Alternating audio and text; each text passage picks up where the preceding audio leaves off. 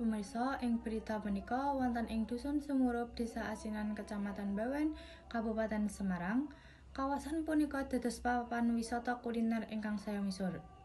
Kawasan punika sampun wiwit rame taun 2022. Lan warung-warung apun sampun wonten wiwit taun 2013. Nanging mulai fokus nglayani panganan khas lokal sapunika.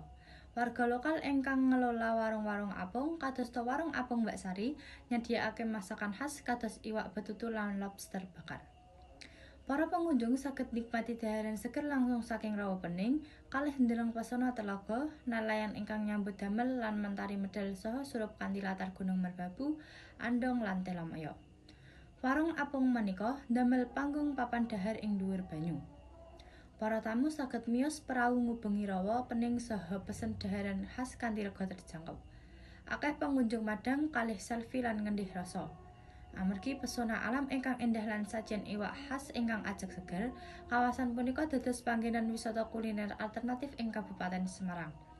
Ugi ngangkat ekonomi lokal warga Sumurup. Warung apung Sumurup dados pilihan utama kangge tiyang ingkang karsa santai, dahar lan nyawiji kaliyan alam. Mugi pangembangan wisata menika saged lestari saha ndukung ekonomi warga sapapan. Mugi pawarta punika saged dados piwulang saha inspirasi. Kula Kesa Putri Azahra ngaturaken panuwun.